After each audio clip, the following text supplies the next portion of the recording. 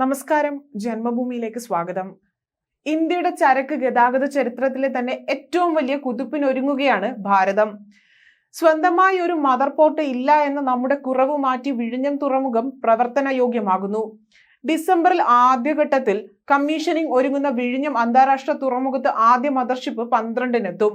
യൂറോപ്പിൽ നിന്ന് 1000-ഓളം കണ്ടെയ്നറുകളുമായി ഗുജറാത്ത് മുദ്ര തുറമുഖം വഴിയാണ് കപ്പലടുക്കുക. തിരുവനന്തപുരത്ത് സ്ഥിതി ചെയ്യുന്ന വിഴിഞ്ഞം അന്താരാഷ്ട്ര തുറമുഖം ഇന്ത്യയുടെ സമുദ്ര വ്യാപാര മേഖലയിലെ ഒരു സുപ്രധാന നാഴികകല്ലാണ്. ഇന്ത്യയുടെ ആദ്യത്തെ ആഴക്കടൽ കണ്ടെയ്നർ ട്രാൻസ്ഷിപ്മെന്റ് ടെർമിനൽ എന്ന നിലയിൽ അന്താരാഷ്ട്ര സമുദ്ര വ്യാപാരത്തിൽ രാജ്യത്തിന്റെ തലവര തന്നെ മാറ്റിമറിക്കാൻ ശേഷിയുള്ളതാണ് വിഴിഞ്ഞം പോർട്ട്. 2047ഓടെ ആഗോള നാവിക രംഗത്ത് ഒരു വൻ ശക്തിയാകാൻ തന്നെയാണ് ഇന്ത്യ ലക്ഷ്യമിടുന്നത്. ഇന്ത്യയുടെ മൊത്തം തീരപ്രദേശത്തിന്റെ 10% വരുന്ന 590 കിലോമീറ്റർ വിസ്തൃതിയായ തീരപ്രദേശവും സംസ്ഥാനത്തിന്റെ സമുദ്ര വ്യാപാരങ്ങളുടെ സാധ്യതയും കണക്കിലെടുക്കുമ്പോൾ കേരളത്തിന് അതിലൊരു പ്രധാന പങ്ക് വഹിക്കാനുണ്ട്. തിരുവനന്തപുരത്ത് വിഴിഞ്ഞം അന്താരാഷ്ട്ര തുറമുഖം പ്രവർത്തനയോഗ്യമാകുമ്പോൾ ജില്ലയ്ക്കും സംസ്ഥാനത്തിനും രാജ്യത്തിനും തന്നെ അതൊരു മുതൽക്കൂട്ടായി മാറുകയാണ്. എന്നാൽ വിഴിഞ്ഞം തുറമുഖം പെട്ടെന്ന് ഒരു ദിവസം കൊണ്ട് ഉണ്ടാക്കിയതോ അല്ലെങ്കിൽ ഒരു പുതിയ തുറമുഖമോ അല്ല, മറിച്ച് 100 കണക്കിന് വർഷങ്ങൾക്ക് മുൻപേ തന്നെ കേരളത്തിന്റെ സാമ്പത്തിക ഭൂപടത്തിൽ ഒരു വലിയ പങ്ക് വഹിച്ചിരുന്ന വിഴിഞ്ഞം തുറമുഖം പിന്നീട് മറവിയുടെ കാണാക്കയത്തിലേക്ക് പോവുകയായിരുന്നു. ആദ്, പാട്യ, ചേര, ചോള തുടങ്ങിയ ആദ്യകാല ദ്രാവിഡ നാഗരികതകൾ ചെങ്കടൽ മുതൽ വിദൂര കിഴക്കൻ ഏഷ്യ വരെ വ്യാപിച്ചു കിടക്കുന്ന സമുദ്ര വ്യാപാരം നടത്താൻ വിഴിഞ്ഞം തുറമുഖമാണ് ഉപയോഗിച്ചത് എന്നതാണ് ചരിത്രരേഖകൾ പറയുന്നത്.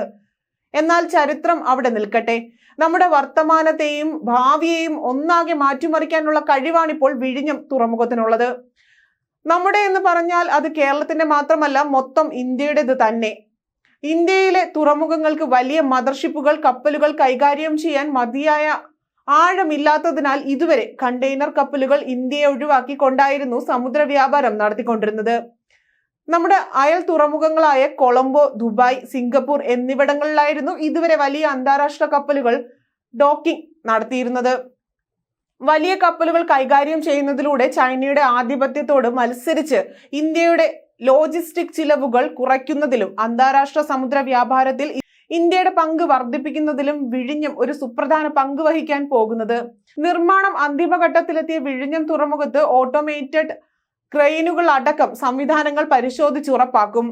കപ്പലിനെ മുഖ്യമന്ത്രി പിണറായി വിജയന്റെ നേതൃത്വത്തിൽ സ്വീകരിക്കും.